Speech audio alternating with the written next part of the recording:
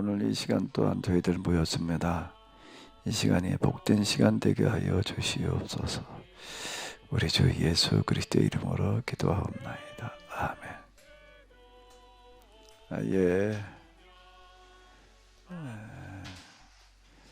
오전에 우리가 다니엘서 4장 도입만 얘기하다가 말았는데요. 자, 좀 더 하실 말씀 있으시면 하십시오.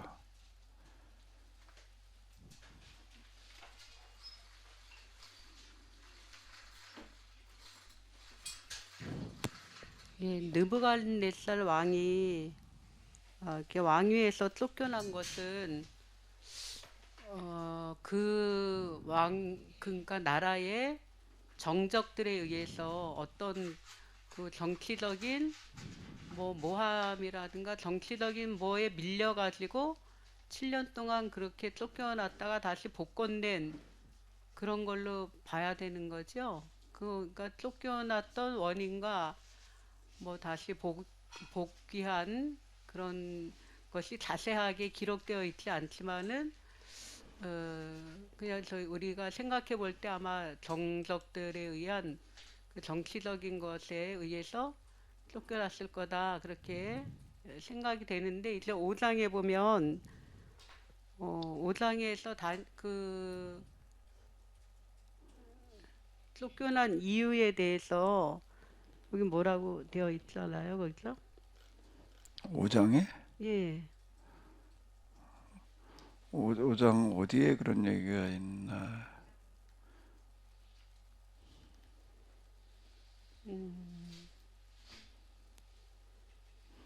여기 18절부터 예, 예, 예. 18절부터 나와 있는 어떤 예, 20절. 그런 마음이 얘기. 높아지고 뜻이 예. 완악하고 교만을 행해서 하나님께서 그를 이제 폐위시켰다. 그렇게 해석을 한 거지만 쫓겨난 원인과 이유는 사실 저희들은 이 본문에서는 잘 알 수 없다는 아니 거죠. 여기 나와 있는데 정적들에 의해서 쫓겨난다. 그냥 쿠데타가 일어났다는 얘기인데 그때는 반드시 죽여요. 살려주려고 그러질 않는다고. 살려주면 또 다시 호환이 생길 수 있고, 이제 드문 경우에 귀양을 보낸다라고 하지만은 그 귀양을 보낸다라고 하는 거는 죽음보다 더 고통스럽게 한번 살아봐라 이런 의미지, 나중에 복권시키겠다는 의미가 아니라고요. 정적에 의해서 쫓겨난 경우에 복권되는 경우는 그거는 옛날 왕조 시대 때 그건 거의 없는 이야기이고요. 여기 지금 이렇게 보게 되면 그런 얘기 이렇게 나오고 있어요. 가서 산짐승하고 같이 살았다 뭐 이제 그런 얘기 나오는데, 이게 이제 정신 이상이 왔다는 얘기야. 그래가지고 요즘 우리가 치매 비슷한 그런 게 와가지고서 이렇게 왕위를 이어갈 수 없는 상태가 돼가지고서 그냥 가가지고서 어디 가서 들짐승처럼 살다 왔다. 네, 그런 얘기라고요. 이게요. 소처럼 풀을 먹으며 이제 그런 얘기인데, 그건 왜 그렇게 됐는가 하게 되면은 그 잎이 앞에서 꿈의 해석에서 얘기했던 건데, 이 큰 도성은 내가 능력과 권세를 건설하여 나의 조성으로 삼고 이것으로 내 위엄의 영광을 나타내는 것이 아니냐, 이런 생각을 하는 순간 그렇게 됐다는 거야. 그게 이제 정신이 제정신이 아니어서 치매가 아마 제일 가깝지 않을까라고 생각되어지는데, 가도 이런 식으로 삶을 사니까 이제 그 제정신이 아니란 얘기인데, 그 순간 그렇게 됐다는 거예요. 그러다가 이제 7대가 지나고 나서 어느 날 이제 하늘을 다시 쳐다봤더니 제정신이 돌아왔다. 그 이미 꿈 해석에서 한 얘기라고요. 다니엘의 꿈의 해석을 그렇게 해주었던 어떤 이런 거고, 이게 당신한테 이런 지위가 주어진 거는, 이런 큰 나라의 왕이 되어진 거는 당신이 잘나서 된 게 아니다. 하나님께서 맡겨주신 거다. 이렇게 이제 다니엘이 얘기를 하는데, 음? 그래야 된다라고 하는 건데, 뭐라고 얘기를 했는가라고 하게 되면, 어, 내가 능력과 권세로 이렇게 얘기를 하는 거야. 그랬더니 이제 그때 하늘에서 소리가 나서 이르되 느부갓네살 왕아 내가 네게 말하는 나라의 왕위가 네게서 떠났다. 그렇게 말하는 순간 이제 떠났다. 그러니까 뭔가 느부갓네살한테 하나님께서 이제 특별 경험을 시키셨다. 이제 그 얘기가 되는 거예요. 내가 지금 아까 이 꿈이 도대체 어떤 의미를 가지겠느냐라고 하는 것도 이제 이걸 지금 얘기를 하는 거라고. 이걸 이런 부분들을 이해하려고 한다면은 아까 내가 얘기한 그런 기본적인 것들이 염두에 줘야지 이게 무슨 꿈인지 의미가 이해가 된다. 다니엘이 하는 그런 얘기, 그리고 다니엘이 뭐라고 얘기를 하는가라고 하게 되면은 이 왕위를 유지해 가려고 한다면은 이건 뭐 내가 이런 큰 나라를 만들어 놨다 그런 생각 절대 하지 말아라. 그러면 그 왕 꿈대로 된다 말이야 지금. 그렇게 얘기를 하는 거예요. 그렇지 않으려면은 공의를 행하고 공의를 행함으로 죄를 사함 받아라. 이렇게 얘기를 하는 거예요. 어? 그 가난한 자를 국률이 말씀, 여김으로 죄악을 사하소서. 이렇게 이제 이 얘기를 하는 거라고. 이 부분을 이제 우리가 다른 성 20 몇 절이야. 7절인가? 다른 네. 번역으로다 이렇게 이제 우리가 본다라고 하게 되면은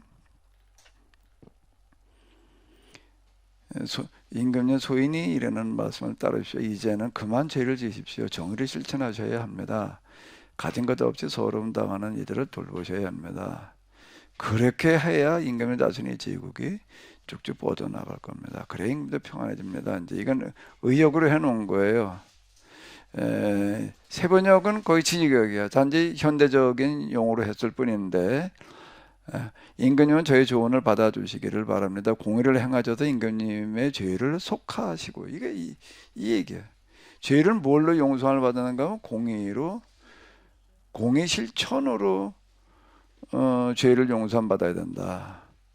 또 가난한 에, 백성에게 자비를 베푸셔도 죄를 속하셔야 된다. 그렇게 하시면 임금님의 영화가 지속될 수 있을 그렇게 하면 이 왕위가 지켜질 수 있을 그 꿈대로 되지 않고 왕위가 이어져 나갈 수도 있을 겁니다. 이렇게 지금 이제 얘기를 하는 거예요. 목사님, 저도 이제 4장 27절의 핵심 키워드라는 생각이 들었어요. 아침 읽어보면서. 제 목소리 들리시나요? 네, 아, 네. 아침에 읽으면서, 느부갓네살을 이렇게, 꿈을 꾸게 하신 이유가 뭘까 저도 보면서 결국은 지금 다니엘이 지금 말하는 4장 27절의 핵심이었구나 하는 생각이 들었거든요. 그러면서 오늘 이제 목사님 말씀하시니까, 그래, 아니, 느부갓네살이 이방 나라 제국주의 왕이고, 그 세상 나라, 우리가 생각하는 세상 나라 지도자고, 또 이스라엘 이렇게, 지금 이스라엘 그 속국으로 가 있고, 아니, 노예로 가 있고, 이런 나라지만, 하나님께서 이 사람이 세상 나라 왕이고, 제국주의를 다스리는 왕이지만, 그, 그 백성들을 사랑하기 때문에 그 백성들을 하나님이 말씀하신 그 계약법의 정신대로 다스리려고 하고 그들을 섬기려고 하면은 이 사람에게도 하나님께서 은혜를 베푸시고 긍휼을 베푸시고 하나님의 법대로 그 잣대로 이 왕을 다스리고 계시는구나. 이것을 이제 새롭게 정리를 하게 됐거든요. 그래서 이제 세상을 바라보는 시각, 세상을 바라보는 관점, 그동안 우리는 뭐 세상을 등지고 뭐 십자가만 보내 그랬잖아요. 근데 그게 아니고 정말 그런 복음상화도 있었는데 진짜 십자가를 등에 지고 세상을 바라보는 그런 관점으로 그 십자가의 정신이 그 계약법 정신이고 이렇게 좀 이렇게 생각을 좀 더 확대하면서 정리할 수 있는 어, 시간이었던 것 같습니다. 아무튼 저도 아침 읽으면서 4장 27절이 그렇게 와닿아서 하나님께서 이 사람들이 법이 안 좋았지만 그 양심의 법이 있어서 그 양심의 법이 계약법에서 나온 거기 때문에 이런 방식으로 세상 나라들도 그 심판의 기준을 이 방식으로 하고 계시는구나. 왜냐하면 그 백성들도 사랑하기 때문에 그 많은 사람들. 그런 생각을 한번 해봤습니다. 그러니까 하나님께서 세상 나라 모든 왕들이 이렇게 한다는 얘기가 아니라고요. 세상 모든 왕들에게 이렇게 꿈을 꾸게 하고 뭐 무슨 누가 가다 해석을 해주고 뭐 이렇게 해야 된다라고 얘기하는 게 아닌 거예요 지금.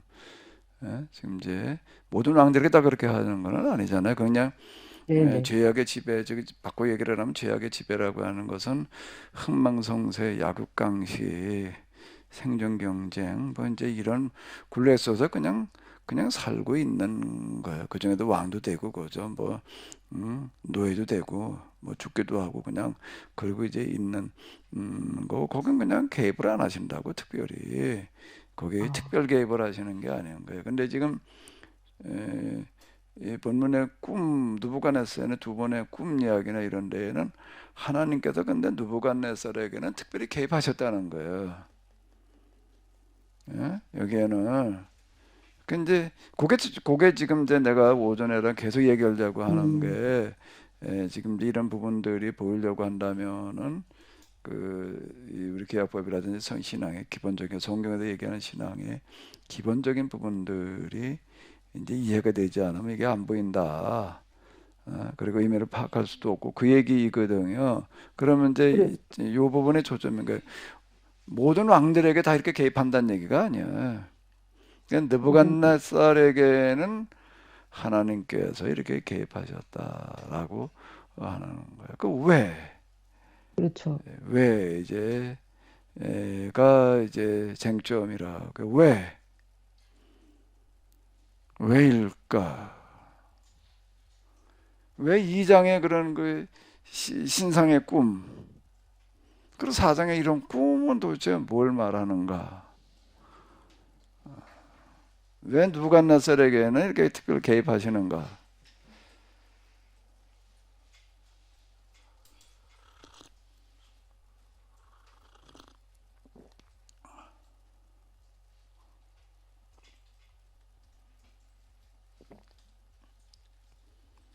자, 2장의 신상의 꿈 기억나지요? 머리는 금으로 가슴은 은으로 동으로 철로 이제 이런 신상의 꿈. 어, 다니엘의 해석에 의하게 되면은 다니엘은 꿈 내용만 말하는 게 아니라 왜 느부갓네살이 그런 꿈을 꾸게 됐는지 원인까지를 얘기해주고 있는데 느부갓네살이 무슨 생각을 하고 있을 때 그런 꿈을 꿨다는 거예요? 이 나라에 이게 장래가 어떻게 될까? 뭔 얘기가 되면 메소포타미아 지역에서 등장한 최고의 제국을 그래도 만들어 놨는데 만들어 놓은 다음에는 어떻게 하고 싶을 거예요?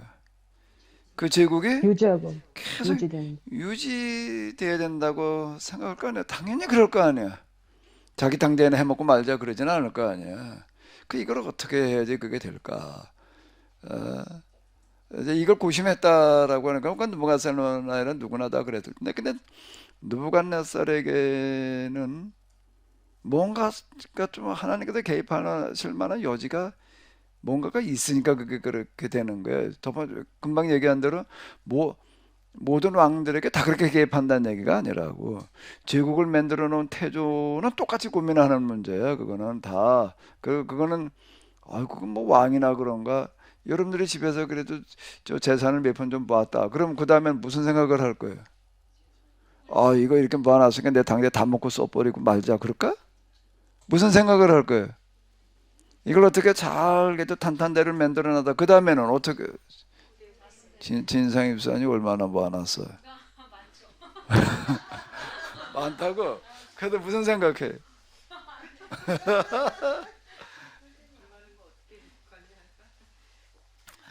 이거를 어떻게 자식들에게 물려줘 가지고 잘 유지 관리하게 할까? 그 생각 안 하는 사람은 없다고. 조금 더 크게 생각하는 사람은 자식한테 물려줄 게 아니라 이제 공익으로 돌려줘 가지고 누군가가 이걸 맡아 가지고 더 잘 꾸려나가기만 한다면 자식이 아니래도 이렇게 생각하는 사람들 그건 드문 경우고, 그건 드문 경우고, 이제 대부분은 이걸 자식한테 물려줘야 될 텐데 이 자식들이 이걸 어떻게 좀 잘 끌고 나가야 될 텐데, 이제 자, 이렇게 생각한다. 한 집안에서도 그런데, 음? 나라에서는 더 그럴 거 아니에요. 그건 당연히 다 누구나 생각하는 건데, 근데 다 그때마다 하나님께 개입하셔서 뭐 어쩌고 저쩌고는 아닌데, 느부갓네살에게는 예외적으로 하나님께 개입하셨다는 거야. 그 이유가 뭘까? 이제 우리가 그걸 이제 같이 물어보면서 접근에 들어가 봐야지 이렇게 되는 거거든요.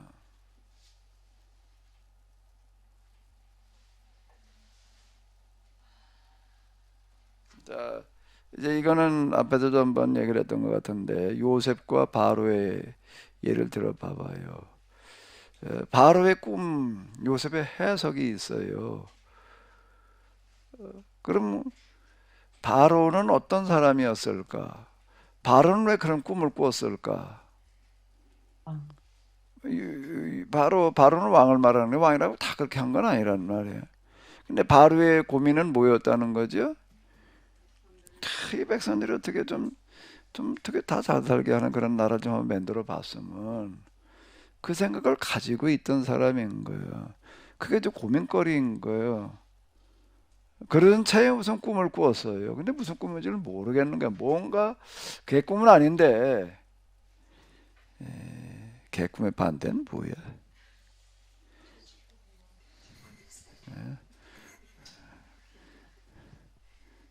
걔 꿈의 반대는 뭐지? 무슨 꿈이야? 돼지 꿈? 돼지 꿈? 왜 또 돼지 꿈이야? 어쨌든 뭐 이게 걔 꿈은 아닌 것 같고, 뭔가를 암시하는 것 같은 꿈인데 도대체 이게 뭔지를 모르겠는 거예요. 이런 소리 다 들어봐도 아니고. 근데 요셉의 얘기를 들어보니까는, 이게 이제 에, 마음에 딱 동하는 거예요. 왜? 요셉이 제시하는 방안이 자기가 고민하던 거였거든요. 그래서 요셉에게 전권을 맡긴단 말이에요. 전권을. 자, 바로가 그냥 뭐 아무 생각 없던 사람이 아니라고. 그럼 느부갓네살도 지금 다니엘이 얘기를 하는 거예요. 이 나라의 장래가 어떻게 될까 번민하고 있을 때, 예? 이런 꿈을 꾸게 하셨단 말이에요. 이제 이렇게 얘기를 한다. 그렇게 이제 느부갓네살이 여기에 이제 놀라는 거예요. 자기 심중까지 꿈만이 아니라 심중까지 읽고 있으니까 놀라는 어떤 이제 이런 건데. 자, 이 느부갓네살은 도대체 어떤 사람일까? 근데 바벨론은 그냥 일군 사람이. 그리고 이걸로만 끝날 이야기는 아닌 것 같아요. 다니엘서에서 보게 되면은 우리가 예레미야서나 뭐 열왕기 역대기에서 보고 보면 그냥 더 접근해 볼 기가 어려워. 근데 다니엘서에서는 이제 우리가 느부갓네살에서 좀 더 접근해 볼 수 있는 여지가 있다고. 첫 번째 꿈을 먼저 생각을 해봐봐요. 첫 번째 꿈과 두 번째 꿈이 있다고. 첫 번째 꿈의 고민은 뭐지요? 제국유지.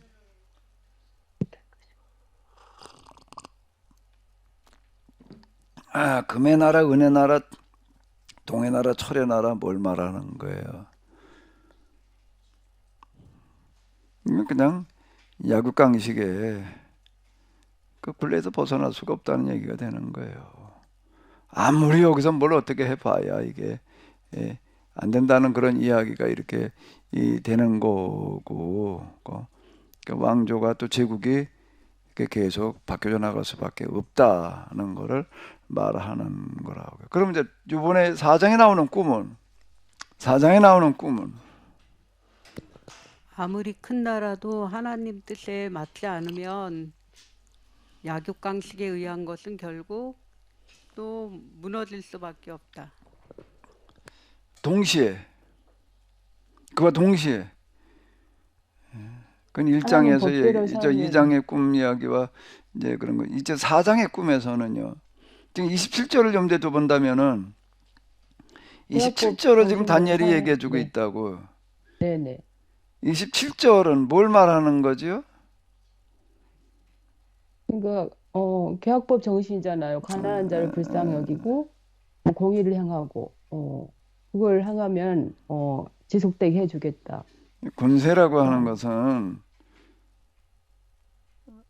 하나님께서 주시는 건데, 그럼 다른 권세도 다 하나님께 주셨다는 얘기인가? 예? 권세 위에 있는 권세에 순복하라.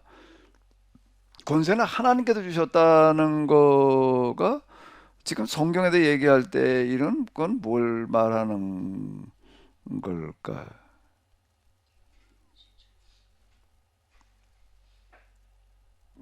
위에 있는 권세에 순복해라. 권세는 하나님께 주셨다는 게 뭘 뜻하는 거예요? 그 당연히 하나님이 뭐 모든 걸 다 지배하시니까 하나님께서 허락하시지 않으면 안 되지. 이러고 그냥 그 원론적인 얘기이고 그 얘기는 그건 원론적인 얘기이고 좀 더 구체적으로다가 얘기를 한다면은요.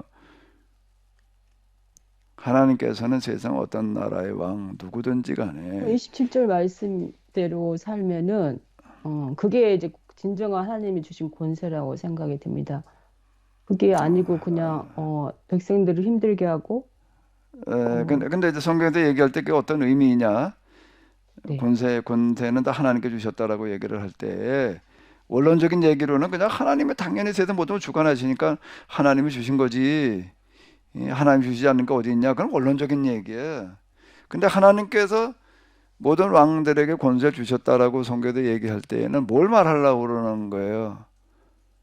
하나님, 이 왕이라고 하는 직책은 한 나라 그리고 백성들에게 절대적인 영향력을 끼칠 수 있다고요. 한 왕이 어떤 왕이냐에 따라서 그건 나라가 완전히 달라지잖아요. 어떻게 하려고 하느냐에 따라서. 그럼 하나님께서는 뭘 원하신다는 거예요? 모든 왕들이 다 백성들을 좀 똑바로 잘 살게 만드는 그런 나라를 만들어 놓기 원하신다라는 거를 암시하는 거가 뭔가 하나님께 이제 모든 권세는 하나님께서 주신 거다. 모든 권세를 가진 사람들에게는 하나님께서 그걸 기대하신다. 이렇게 봐야지 이게 되게 많은 얘기가 이렇게 된다고요. 그건 뭐 연산군 같은 폭군도 하나님께서 주신 권세냐? 그 하나 모든 것을 하나님께 주신 거다라고 하는 데가 초점을 맞춰놔 버리게 되면 그 연산군은 뭐야 그럼? 연산군 하나님께서 주신 권세? 그, 그런 거예요? 이북의 공산주의 정권도 하나님께 주신 권세? 그럼 모순에 빠지는 거예요. 그렇게 얘기를 해버리고 말게 되면은 모든 권세를 하나님께서 주셨다는 그런 얘기는 모든 권력을 지배권을 어떻게 쓰기를 원하신다는 거예요? 똑바로 쓰기를 원하신다. 똑바로 쓰려고만 하면은 누가 됐든지 간에 어떻게 하는 거예요? 그건 하나님께 만들어 놓으신 법이야. 음? 길이 열리게끔 만들어져 있다라는 이야기가 이렇게 되는 거라고요. 그러니까 지금 느부갓네살에게 다니엘이 지금 당신의 나라가 지금 이런 큰 나라 그냥 세상 모든 뭐 짐승들이 거기 와가지고 나 어쩌고 저쩌고 세상 끝까지 뻗어나간다. 세상 제일 강대한 나라가 되었는데 그건 하나님께서 당신에게 맡겨주신 거다. 이 얘기를 하는 거라고. 어떻게 하라고? 뭘 하라고? 그냥 큰 권세 가진 자 노릇해 먹으라고 그런 게 아니라고 말하는 거예요. 그 지위를 이용을 해서 어떻게 하라는 거예요? 그 27절의 얘기가 좀 그 얘기라고. 그 지위는 이런 걸 쓰는데 활용해야 된다. 그렇게만 하면은 하나님께서 당신뿐만 아니라 당신의 뒤를 이어서 등장하는 모든 왕들이 다 그렇게만 하려고 한다면 그 나라는 지속된다 이렇게 얘기를 하는 거라고요. 그래야지 이게 앞뒤가 맞는 얘기가 되는 거예요. 예? 이 얘기가. 자, 그럼 이제 느부갓네살의 꿈이라고 하는 것 자체는 곧 뭘 얘기하는 거죠? 느부갓네살이 어떻다는 거예요? 그렇게 하려고 할 만한 뭐가 있어 보인다는 거죠? 좀 싹수가 있어 보인다. 그리고 이 사람이 마침 또 뭔가 하게 되면 남유다를 멸망시키는 역할을 하게 된 거예요. 그러니까 여기에 하나님께서 개입을 하시는 거라고. 어떻게 하라고?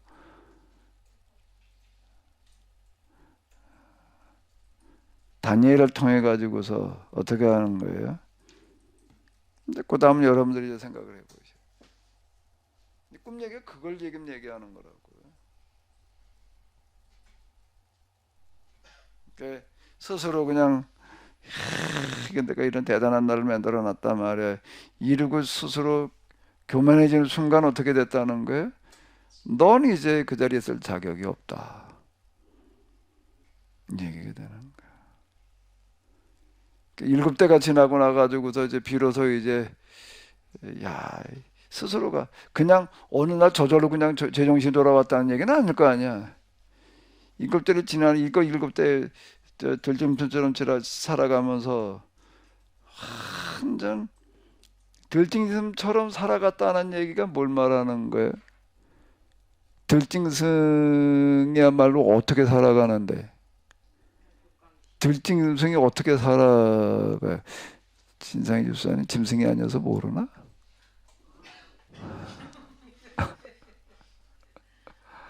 들짐승처럼 살았다는 얘기가 풀 뜯어먹으면서 살았다는 얘기가 그게 특별 교육의 시간이라고요.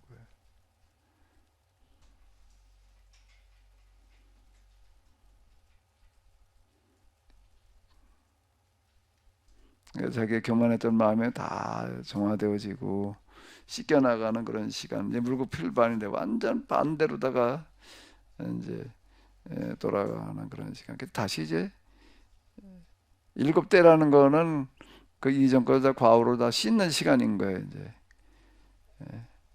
그건 우리가 지난번에 사드락 메상 야벳누고의 이야기를 통해 가지고도 본 이런 거는 믿음대로 하기만 하면 그냥 하는 게 다 지켜주시느냐? 그건 아니라고요. 그렇게만 얘기를 하면은 그 로마 제국에 수많은 사람도 죽어가야 되고 그랬던 거가 이제 그 이전 그런 걸 다 상쇄시켜야 된다 말에 이제 그런 얘기가 이렇게 되는 건데.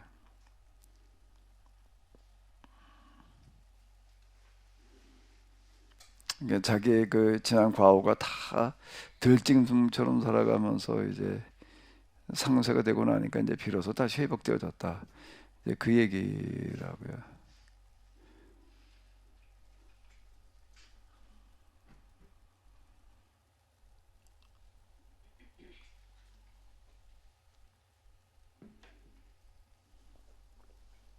목사님, 그 예.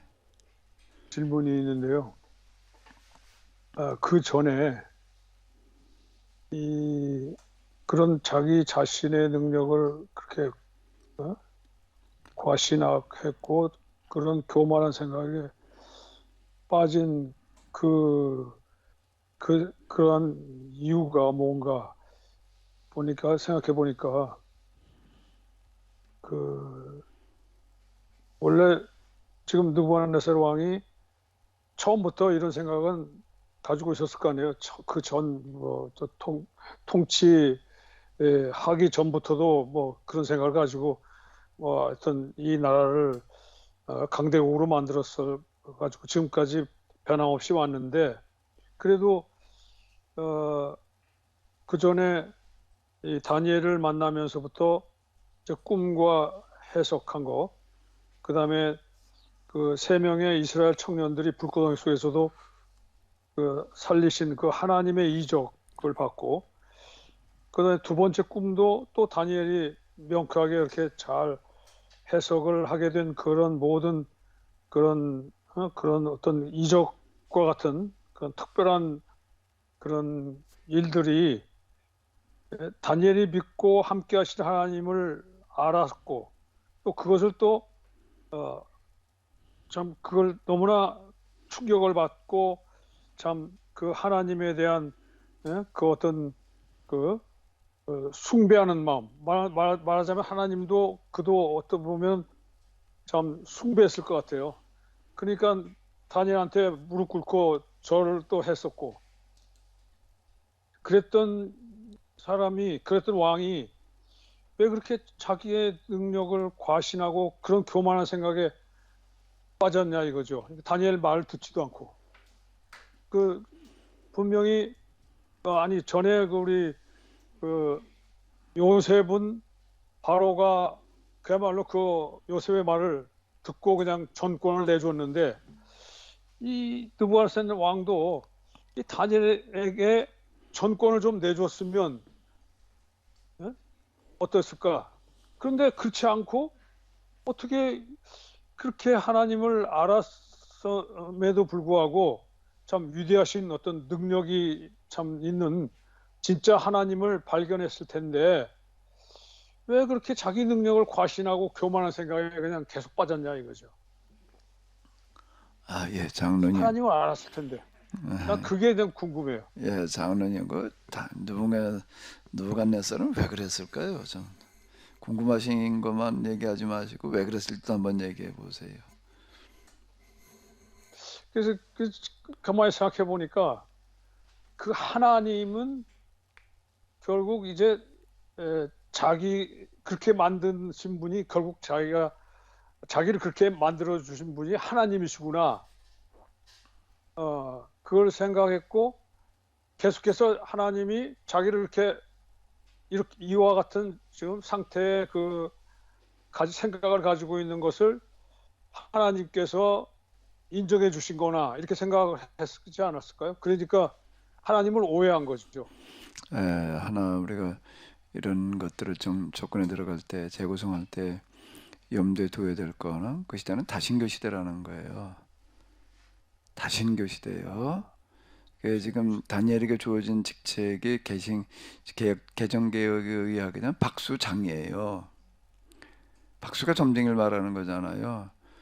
그 여러 점쟁이들이 있어요. 여러 점쟁이들이 있다는 건 뭘 말하는 거예요? 믿는 신일이 다 달라요. 똑같은 신을 믿고 있는 게 아니라고요. 그런데 그 중에 이제 다니엘은 지금 다른 박수장들 다 집어쳐버리고 이게 아닌 거예요. 지금 체제가 여러 박수 그냥 다 그대로 지금 있는 거예요. 그대로 둔 거죠. 다니엘 그러고 난 다음에 이제 느부갓네살이 다른 신 다 집어쳐 이제 다니엘이 믿는 하나님만 이런 게 아니라고 지금요. 다신교 체제예요. 다신교 체제다라고 하는 거를 우리가 이제 꼭 이제 염두에 둬볼 필요가 있거든요. 그러면 이제 우리는 아니 다른 신 다 집어치고 그냥 다니엘 하나님만이라고 그러지 왜 그러냐? 그러니까 다른 신 다 집어친다는 거는 그건 뭘 말하는 걸까요? 다른 나라 또는 그 나라 안에도 다양한 신들 믿는 사람들 다 구성이 되거든요. 다신교 시대예요. 그러면은 그 다른 박수들을 다 몰아낸다는 거는 그건 뭘 거부하는 게 되는 거죠? 다양한 신들을 믿는 이런 사람들을 다 지금 배척하는 게 되는 거예요. 그렇게 되면 그건 뭘 말하는 거예요? 정권의 유지가 안 되는 거예요. 국가가 결집력이. 이게 그렇게 간단하고 단순한 신앙만의 문제가 아니다. 다신교 시대라는 거 우리가 꼭 염두에 둘 필요가 있어요. 우리는 아니 그쯤 했으면 말이야 그냥 오직 하나님만 믿지 왜 저러고 있냐 이제 우리 이렇게 생각하기 쉬워요. 근데 그게 아니라는 게 다니엘에게 주어진 직책이 박수장이에요 지금요. 예? 박수장이었다라고 하는 겁니다. 그러니까 다른 박수 다 그대로 지금 상존하고 있는 거였다라고 하는 거. 여기서 지금 뭐 하늘에 계시는 하나님 뭐 어쩌고 저쩌고 얘기를 하는 그런 거는 우리가 지금 생각하는 식의 그런 하나님을 다 이해하면은 이제 느부갓네살이 하는 그런 얘기는 그런 개념이 아니다. 라고 하는 거예요. 다신교 시대에 이제 총칭하는 그런 신의 개념을 지금 신의 이름을 가지고 얘기를 하고 있다라고 하는 것을 꼭 염두에 둘 필요가 있다라고 하는 거예요. 요셉이 바로 체제에서 하는 그런 일들은 종교적인 문제가 아니라고요. 지금 거기에 양식 문제를 해결하기 위한 토목공사 뭐 기타 등등 7년 풍년 동안에 양식을 많았다가 7년 10년 동안에 그걸 이용을 해가지고서 모든 토지나 물자를 다 국유화해가지고서 대대적인 이제 그 토목공사 국가를 재건하는 그런 일을 나가는 거지 신앙과는 관계가 없다고 이거는요. 신앙적인 문제로 지금 접근해 들어가는 게 아닌 거예요. 여기는요. 근데 지금 에, 여기서는 이제 신앙의 문제와 이건 직결되는 건데 바로도 요셉의 얘기에 따라서 이렇게 다른 신 다 집어치고 여호와만 믿었다 그 얘기가 아니라고 지금요. 그건 굉장히 어려운 얘기, 생각처럼 그렇게 쉬운 얘기가 아닌 거예요. 다신교 시대에 그냥 오직 하나님만. 그러니까 이게 콘스탄틴이라는 사람이 얼마나 그 대단한 결단 내리는 거 해볼 수 있지만은 그걸 성공적으로 이끌어 간다는 거는 또 다른 얘기예요. 어마어마한 저항에 부딪혀야 되기 때문에 그러는 거예요. 콘스탄틴도 어마어마한 저항에 부딪혀요. 오직 여호와만 기독교인들이 믿는 하나님만 믿자고 그런다라고 하는 것 때문에요. 어마어마한 저항이 이제 일어나고 거기에 또 이런저런 조금만 어떤 어려움만 왔다 하게 되면은 그 작은 일이라는 건 늘 있게 마련이잖아요. 무슨 뭐 질병이 올 수도 있고 흉년이 올 수도 있고 뭐 전쟁이 올 수도 있고 그랬다 하면은 뭐라고 얘기를 하는가 하면은 성경에 하나님만 믿어가지고서 다른 신이 오해도 그렇다 이러고 나오는 거예요. 그게 굉장히 심해서 이게 거기에 그냥 계속 좀 문제 부딪히다가 콘스탄틴이 야 이네 뭐이 다신교인들 때문에 뭘 해볼 방법이 없다. 그래서 수도를 옮기는 거예요. 최후의 그게 카드가 로마에서는 해볼 방법이 없는 거예요. 이 다신교 그거 그 간단한 얘기가 아니에요. 이거는요 우리는 각종 다신신들 믿는 집단들이 있는데 여기에는 다 이해관계가 서로 얽혀 있어요. 이게 단순한 동교만의 문제가 아닌 거예요, 이게요. 근데 우리는 이걸 다 빼버리고 신앙의 문제만 보고 그냥 하나님 믿으면 되지 이렇게 단순하게 생각하는데 그럼 이제 그 상황에 대해서 아무런 이해가 없이 접근을 하니까 이제 그다음 동화가 되는 거예요, 이게. 콘스탄틴이 이런 문제 때문에 할 수 없이 마지막 카드로 빼든 칼이 뭐라고요? 수도를 옮기는 거예요. 여기서는 해볼 방법이 없다. 그러니까 수도를 옮긴다는 건 로마에 자리 잡고 있는 다신교 체제를 무력화시키는 그런 작업이었다고. 그러고 나서 그 다음에 뭘 한번 해보자. 그런데 그리고 이제 진짜 기독교 국가를 한번 만들어 보자라고 이러고 나오는데 정작 교회 지도자들은 기독교 국가를 맺는다는 게 뭘 어떻게 해야 되는 건지에 대한 아무런 이해, 관심, 청사진이 없는 거예요. 그냥 교회당이나 세워가지고 다 교회나 다니게 하는 거, 영혼이나 구원받게 하는 거, 이제 이걸로밖에는 접근이 안 되는 거. 그럼 서로 교리 논쟁이나 하고 있는 이런 식이 돼버리는 거가 이게 참 이제 나는 그렇게 생각하는 게 기독교 2000년에 있어서 가장 참 가슴 아픈 순간이다 말이야. 난 그렇게 얘기하고 싶은 거예요, 그 부분을. 별로 그렇게 접근을 안 하는데. 그러면 결국은 목사님 오늘 그 누부갓네살 하나님 고백이 유일신 하나님이 아니고 여러 신들 중에 하나님을 지칭했다고 이렇게 이해해야 되는 그걸 거네요. 얘기를 하는 거예요. 그리고 여기서 얘기하는 네. 뭐 하늘에 계신 무슨 하나님이 어쩌고 저쩌고 얘기를 하는 거. 그 성경 하나님만을 지칭하는 게 아니라고 지금. 네. 그렇게 받아들일 수 있는 얘기가 지금 아닌 거예요. 이게 다신교 시대 다신교 체제라고 하는 거에 대해서 우리가 좀 많이 이렇게 생각을 하면서 접근을 해야 된다라고 하는 겁니다. 제가 두 번째 질문 한번 하고 제가 마지막 그 오늘 이제 그 목사님 함께 하리라 이제 말씀하시면서 이제 뭐시 안식일 정신, 뭐 안식년, 뭐 희년 정신 이거 쭉 말씀해 주셨잖아요. 근데 항상 목사님께서 이제 개학 공동체 차원으로 이건 하는 거다.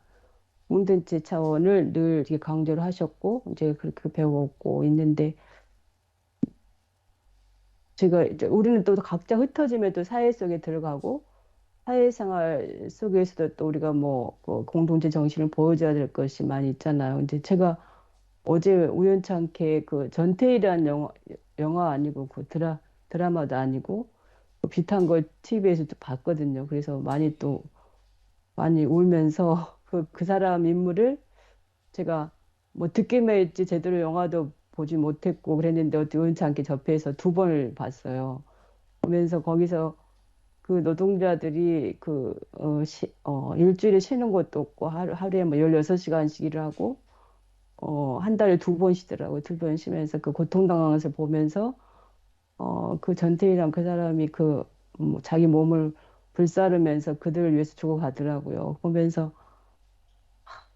이제 이 정신을 가지고 그것을 다시 한번 보게 되니까 너무 어, 그 전태일이라는 사람이 왜 열사했는지 다시 한번 이해하게 됐거든요. 그래서 야, 3,500년 전에 정말 그걸 안식일날 쉬게 하라는 거 노동자들을 쉼을 주라는 것들이 다시 그게 보이면서 정말 하나님 대단하신 분이다 한 걸 다시 한번 느꼈거든요.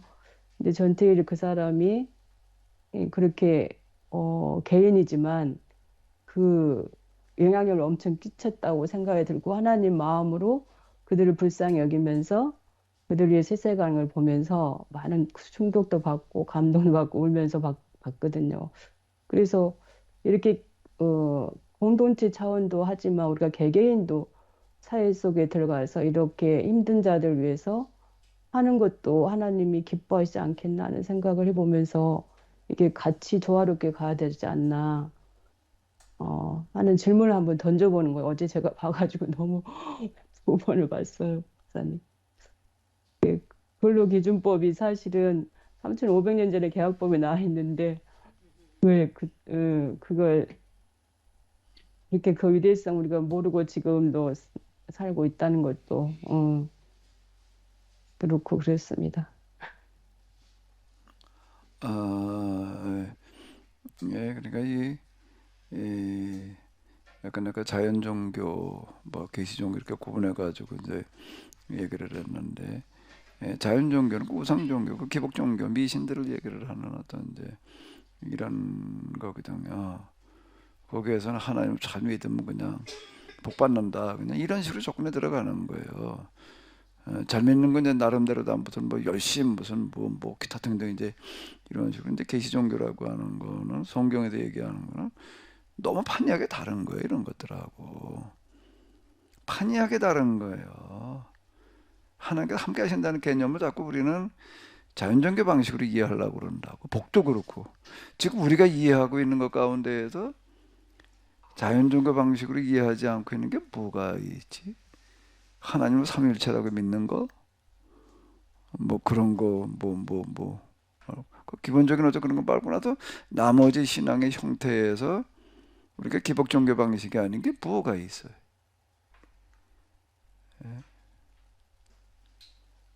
뭐가 있나 하고 따져봐야 될 정도로 이게 지금 다 기복화되어져 있는 그런 해석이고 신앙이라고요. 근데 이 계시 종교는 전혀 그거하고 성격 자체가 달라요. 구원이라는 개념도 달라요. 지금 우리는 구원이라는 개념도 이건 기복 종교 방식으로 이해하는 거예요. 타종교 방식으로다가 이해하는 거라고. 영혼 불멸설 이게 다 이 자연 종교에 들어있는 그런 개념이거든요. 죽은 다음에 어디 뭐 존대 간다고 생각하는 거 다 거기 들어있는 거예요. 지금 우리 그렇게 이해하는 거죠. 구원의 개념도. 내 세계 사상 이런 거 가지고 이제 이게 접근해 들어가는 거잖아. 우리 지금 성경에도 얘기하는 건 내세 사상이 아니야. 부활 사상이지. 현세가 있고 내세가 있다 이렇게 말하는 게 아니라고 성경은. 근데 우리는 내세가 있다고 자꾸 내세가 천국이라 이렇게 생각을 하잖아. 지금 여기서 살 때가 내다 천국 간다. 그러니까 이게 지금 벌써 이게 안 맞는 얘기가 되는 거야 이게 지금. 지금 여기 있다 죽으면 이제 내세 천국에 갔다 이렇게 생각하잖아. 그리고 뭐 천국 환송 예배 드린대나? 그러잖아. 천국 갔다고 환송 예배 드리는데 여기 환송 예배 드리고 저쪽에서 환영 예배 드리나 그러면 천사들이 모여가지고. 그러니까 이게 지금 내세 사상 가지고서 지금 우리는 설명을 하려고 그러고 있는 거예요. 그런 식으로다가 우리가 기복종 자연 종교 방식이 아닌 게 없을 만큼 지금 우리는 전혀 지금 이게 뭐가 구분이 안 되고 있는 거라고요.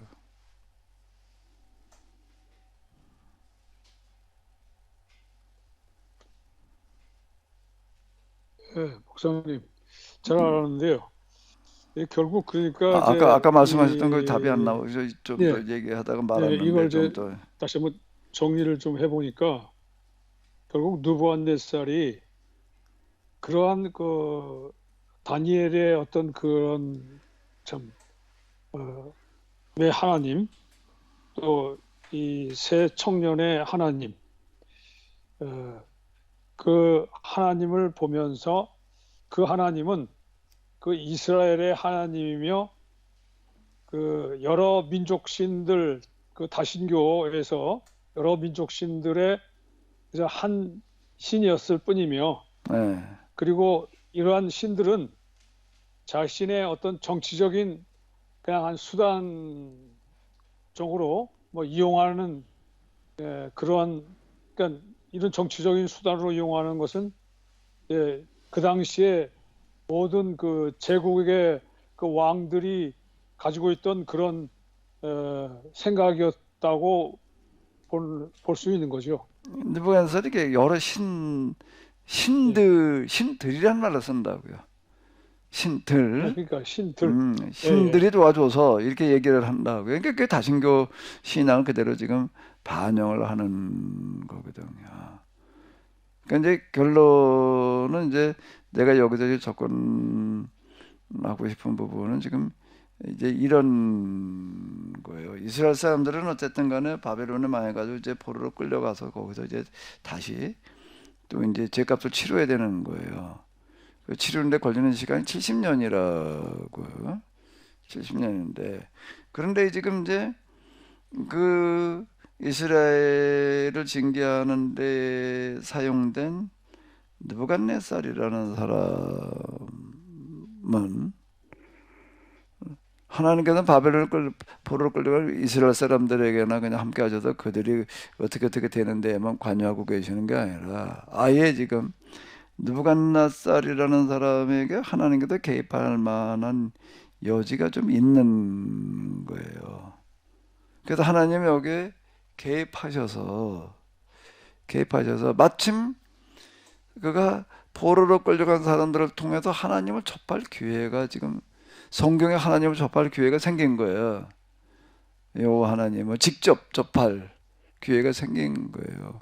그게 지금 누가 다니엘, 사드락, 메삭, 아벳느고 뭐 기타 등등 이런 거란 말이에요. 이걸 통해서 이제 이건 도대체 진짜 하나님이 아니고서는 할 수 없는 일을 하고 있는 거예요. 지금 다니엘이 얘기하는 거는 그게 수많은 다신교 점쟁이들이 있지만 어느 누구도 못하는 거예요. 이거는.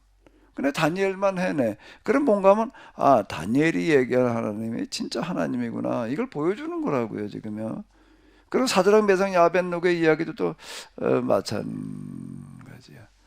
안에 불구덩이 속에 던져졌는데 거기에서 타죽지 않게 할 신이 세상에 어디 있어요?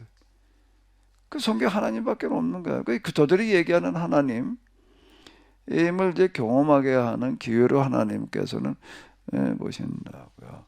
그래서 하나님은 아예 바벨론의 태조 느부갓네살을 징계의 몽둥이로만 쓰시는 게 하나님의 의도가 아니야. 제가 하나님에게는 느부갓네살도 똑같은 하나님의 자녀다 말이야.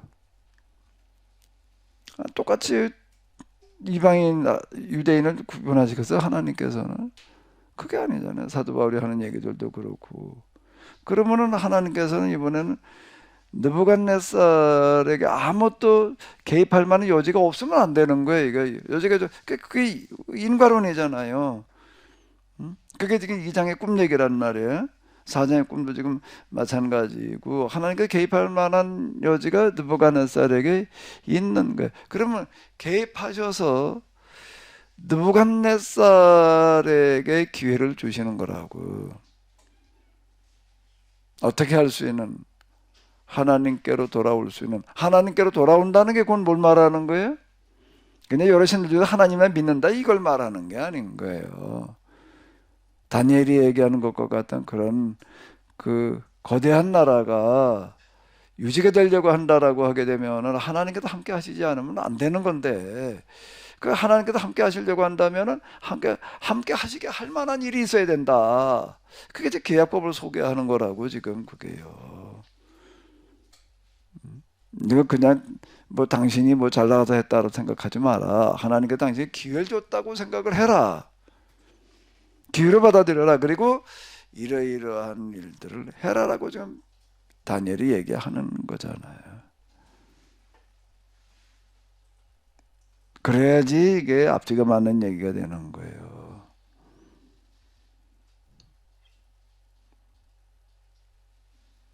그 사장의 꿈 얘기가 지금 이런 걸 얘기를 하는 거다. 그렇지 않게 되면은 그냥 세상 나라의 왕들 중에 하나, 그냥 승망성쇠의 굴레를 벗어나지 못하는 그런 왕들 중에 하나가 될 뿐이다. 이렇게 얘기를 하는 거예요, 지금.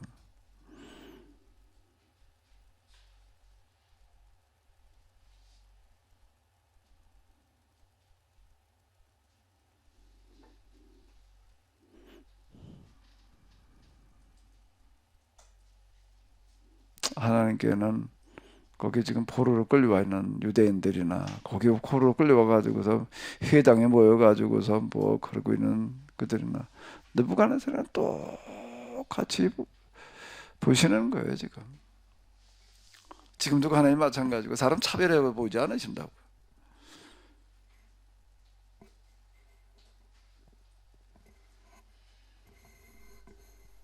예, 그러면요. 기록 당시에서 이러한 그 느부갓네살 왕을 보는 이런 관점이나 또 이런 해석을 이렇게 기록한 이유는 또 무엇일까요? 예, 또 우리 같이 한번 좀 생각을 해보시죠. 근데 사건 당시, 이제 기록 당시, 이제 뭐 단수들이 좀 높아지셨어. 장로님, 기록 당시는 이걸 뭘 얘기하려고 그러는 걸까요?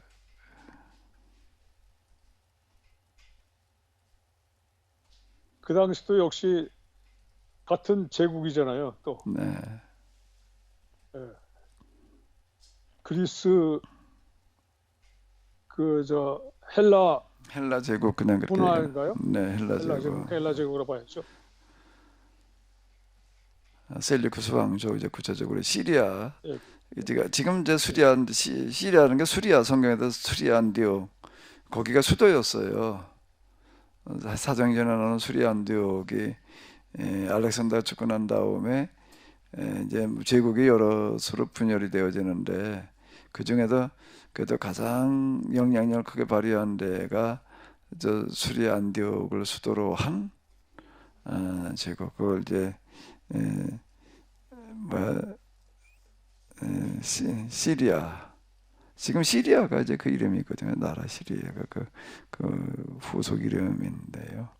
거기 중에도 특히 이제 셀류쿠스 왕조, 안티오코스 왕 이렇게 얘기를 하는데요.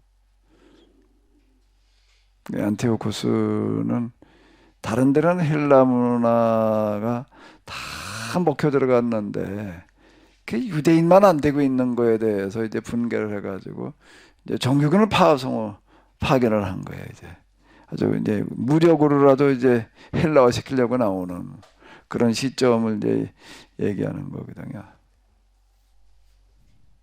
그 시기에 이렇게 보게 되면은요, 이제 포록이 이렇게 얘기를 하는데,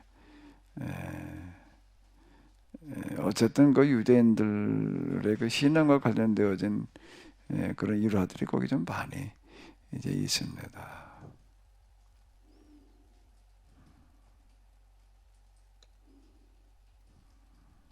사실 이스라엘이 그 역시 바벨론 포로기 이후에 그 하나님께서 말 그대로 이제 자기들만의 민족신 수준에서 세상을 통치하시는, 다시 말해서 이제 온 세상의 역사를 주관하시는 그런 하나님으로 이제 그 하나님의 그 신관이 바뀌었잖아요. 네, 바벨론 포로기 이후에. 네, 네, 네. 그렇기 때문에 이제 그런 역사적인 어떤 통찰력을 통해서 같은 지금 이번에는 이제 바벨론 상황이 아니고 이번에는 말 그대로 이제 이 헬라 제국과의 어떤 그 관계에서 이런 통치력, 어떤 이 통찰력으로 이 역사적인 통찰력을 통해서 이걸 극복해 보자. 그러한 의미로 쓰지 않았을까? 네, 그 접근 방식이 이제 뭔가 하게 되면 1장과 2장 또 3장에서 얘기하는 것처럼 철저하게 우리는 신앙으로 맞서야 된다. 그걸 강조하려고 그러는 거거든요. 음식 1장에서 이제 바벨론 음식은 먹지 않겠다고 나오는 이야기, 불구덩이에 던져진다라고 하더라도 나는 이제 이 신상에 절할 수 없다고 나오는 그런 얘기들이 지금 이런 걸 말하려고 그러는 거예요. 그런 부분들이.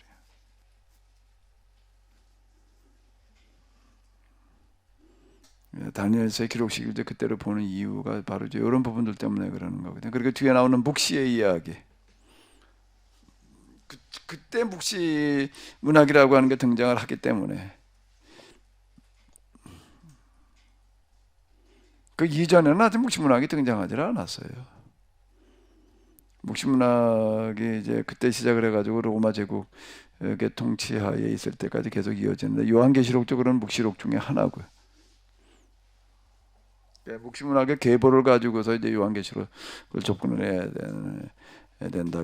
제가 요한계시록 서문에서 이제 그 부분을 좀 이렇게 설명을 했었는데요.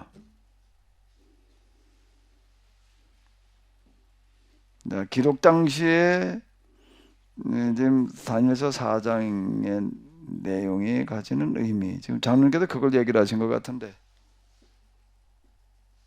예.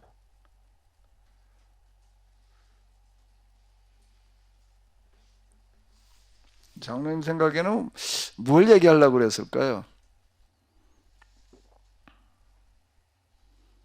오늘 우리 장로님이 4장 내용을 가지고 뮤지컬 하나 만든다면 뭘 얘기하고 싶으세요? 어쨌든 어쨌든 지금 헬라 제국의 그 문화와 역시 똑같은 방식으로 이제 이 다니엘이 저항했던 저항보다도 그걸 다니엘이 했던 그 신앙을 다시 한번 되살려서 우리도 이 신앙적인 방법으로 음식도 그렇고 또 여러 가지 문화를 또 뭐 안식이라든가 뭐 이런 것들을 제대로 한번 지켜보자. 이제 말하자면 이제 모세 율법을 한번 제대로 지켜보자고 이렇게 나오지 않았을까요? 네, 예, 그렇게 그러기 나가는 위해서 거예요. 이렇게. 네네네. 네, 네. 그게 이제 유대교 율법이 그때부터 이제 본격적화되어지는 네, 거거든요. 율법이. 유대교 율법, 안식일을 네. 비롯해서 할례 이런 것들을 이제 철저하게 강조하는 게 유대교 율법인데요. 그런 상황인 거예요. 참, 유대교가 생겼나요? 유대교라고 봐야 될까요? 유대교라고 하는 유대교라고 하는 거는 유대인들이 포로로 끌려가면서 귀환하는 그런 이후에 포로 교환해서 귀환 이후 여기를 다 유대교라고 부르는 거예요. 유대교라고 그 부르는 이후부터. 이름은 그 사람들이 살았던 나라 이름이 유다이고 그래서 뭐라고 불리는 게 유대인 이렇게 이제 불리는데 그 유대교라고 그러면 왜 그러냐? 그냥 이스라엘 에, 종교 이스라엘 신앙이라고 이제 유대교라고 그러느냐라고 한다면은 포로로 끌려가면서부터는 그 이전 신앙생활과 판약의 다른 신앙생활을 하는 거예요. 그래서 유대교라고 부르는 거예요. 신앙생활의 형태 자체가 달라지는 거예요. 그 이전하고 이제 많이 다르죠. 할례, 안식일 뭐 이제 이런 것들을 이제 아주 이제 절대시하는 그런 신앙의 형태가 되죠. 그럼 포로기 전에 믿던 그냥 유대인들의 종교는 또 뭐라고 또 그건 그냥 이스라엘 신앙, 말해야 돼? 아, 이스라엘 고대 그냥 이스라엘 신앙 이렇게 얘기를 신앙. 하는 거고요. 이스라엘. 어떤 어, 종교 형태라기보다도 예, 그냥 신앙으로. 예. 성전 제사 중심 뭐 이렇게 흘러내려왔던 그런 것들은 이제 그냥 고대 이스라엘 신앙 이렇게 얘기를 하는 거지. 유대교 그러면 이제 포로로 끌려가면서부터는 완전히 이제 신앙 형태가 달라지는 거예요. 그러니까 이제 성전이 없는 거예요. 이제 제사가 없는 거예요. 그러면서 율법 중심의 종교가 등장을 했다고. 그래서 그 유대교 이렇게 부르는 거죠. 어느 게 좀 독특하다 이런 얘기예요. 포로기 이후를 유대교라고 부르는 거예요. 에스라를 가리켜서 이제 유대교의 원조로 이렇게 보고요. 율법 신앙의 그런 원조 보죠. 그러면 성전 대신에 회당에서 그때부터 모였나요? 그렇죠. 포로를 끌려가면서부터죠. 성전이 없는데 뭐 성전 제사 없는 종교인 거예요. 유대교는. 포로기에는 귀한 이후에 또 성전 이제 제사 이런 게 좀 등장하긴 하는데요. 그렇다라고 하더라도 이제 성전과 그리고 제사의 비중이 이제 옛날하고는 달라지지.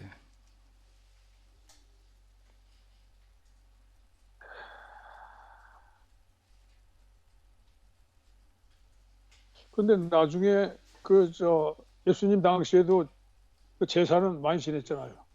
그게 이제 시간이 지나가면서 다시 또 이제 성전 아, 중심으로다가 또 이렇게 흘러가 버려요. 그러니까 유월절도 이제 유월절 제사 중심으로 가버리고 이제 또 그게 다시 또 이제 또 부활을 하죠. 서서히.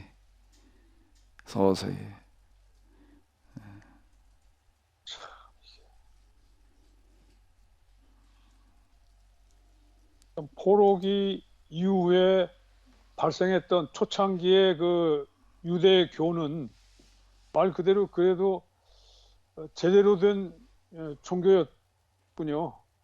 그렇게 봐야겠군요. 예, 그렇죠. 성전 제사 없는 신앙이니까. 그리고 이제 오직 제대로 된. 회당 중심.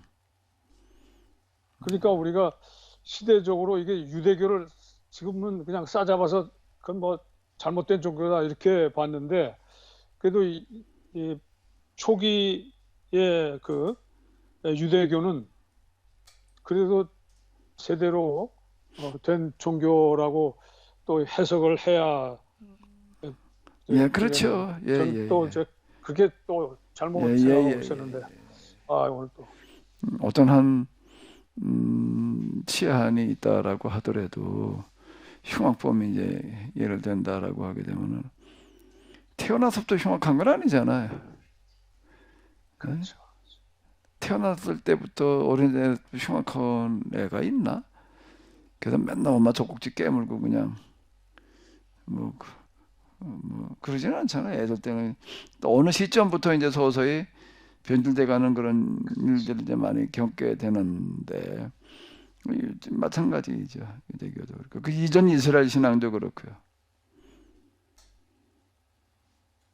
그래서 성전 제사가 사실 참 그게 다시 부활했고 또 참 그야말로 이게 딱 정말 또 이게 그대로 또 받아들인 그런 내용 우리 개신교에서도 또 받아들였잖아요. 이제 개신교에서는 그래, 교회 그리고 예배 중심이 돼버린 거예요. 그래서 교회 교회당, 지금도 교회라기보다도 교회당 그리고 예배 중심. 그래서 교회당 짓는 거를 꼭 성전 건축을 해가지고서 그냥 크게 특별한 어떤 걸로다 그냥 다 부각을 시켜놓고 그 다음에 와더니 예배 그냥 뭐 새벽 예배부터 시작해서 뭐 이렇게 하게 되면 하나님께서 그 기뻐 받으신다 이제 이런 식으로다가 이제 예배당 예배 중심이 돼버리는 거예요. 참 그럼 뭐 안타까운 중심해야 얘기가 되는가라고 하다면 성경 그리고 성경 공부 중심해야 되는 거죠. 예배가 아니고 교육해야 되는 거예요. 이거 예배 의식으로 발전시키게 되면 이제 이게 망조가 되는 거예요. 이제. 그런데 지금 그 현재 뭐 대형 교회일수록 더 그렇습니다만은 또 영향력이 크니까 대형 교회라면 이제 교인 수도 많고 하니까 또 영향력이 큽니다. 왜냐하면 이제 큰 교회 목사님 그러면 뭐 다들 그 목사님의 말씀을 아주 그냥 금과 옥조로 여기니까 그런 시대가 돼 버렸으니까 말 그대로 어떤 뭐 스타 목사 오늘날 그 뭐 연예인처럼 뭐 그런 스타 목사들이 주로 대형 교회 목사님들이신데 그 목사님들은 그 어떤 그 대형 그 성전과 성전을 유지하려면 말 그대로 성전이라고 말하기도 하고 그런데 그런 그 예배당을 그 운영하려면 역시 그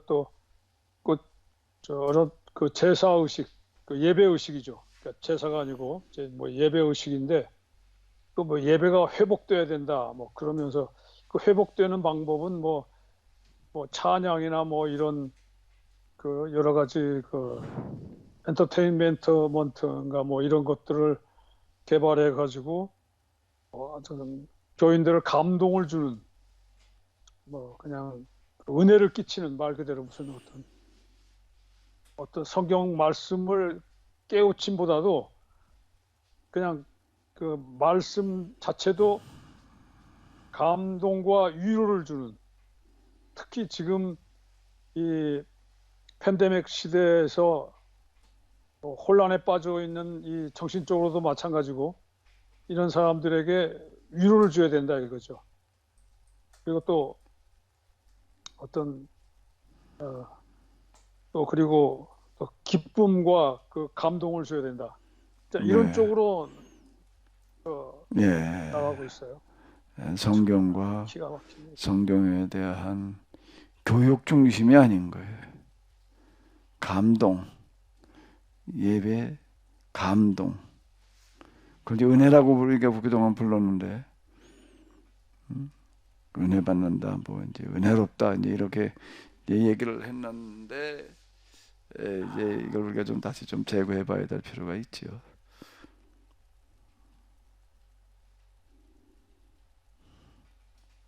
특히 누가복음서까지 공부했지만 거기서는 예수님의 사역을 계속 가르치심이라고 얘기를 하고 있잖아요.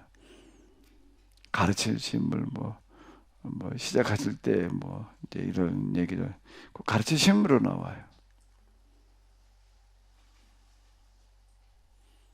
예수님께서 제자들 데리고 어디 가도 제사 드리셨다는 얘기는 한 번도 안 나오나? 그런 얘기도 어디 있나? 그건 없잖아요.